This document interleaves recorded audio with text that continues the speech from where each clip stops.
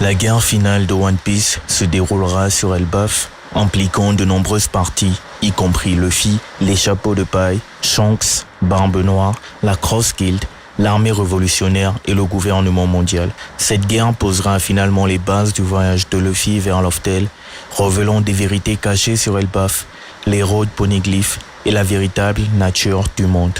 Bienvenue sur Clips.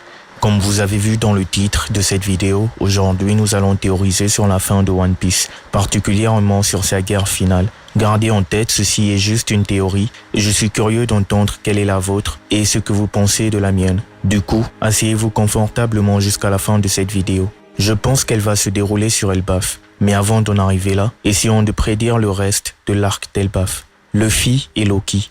Après avoir obtenu la clé avec Yaban, Luffy libérera Loki et ils s'affronteront. Le combat sera intense, mais Luffy se retiendra en raison des blessures précédentes de Loki. Dans un bref instant, Luffy libérera le Gear 5 pour surpasser Loki, de la même manière que son attaque finale contre Kaido, prenant une forme géante et attaquant depuis les airs. À la vue de cette forme et du reflet du soleil derrière lui, Loki sera secoué par le pouvoir de Luffy et en retour, révélera une nouvelle capacité dévastatrice.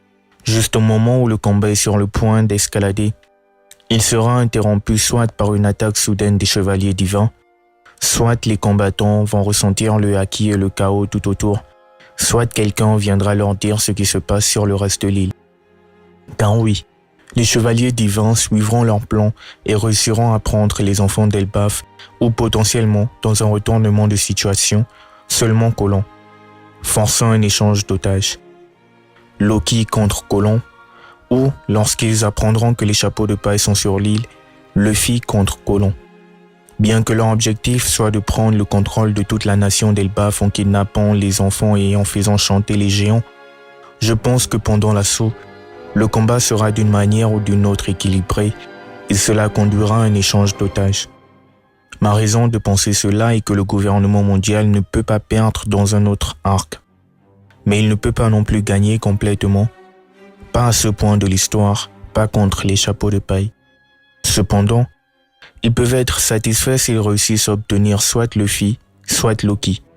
Symboliquement, pour les guerriers d'Elbaf, cela signifiera quelque chose de voir soit Luffy, soit Loki, qui pendent tous deux la volonté de Nika, libérer leurs enfants d'une manière ou d'une autre. Quoi qu'il en soit, étant donné que le conflit sera dans une impasse, les chevaliers divins proposeront cet échange ou une autre possibilité est, une fois qu'ils se rendent compte de qui est Colon réellement, qu'ils partent simplement avec lui sur Marijo.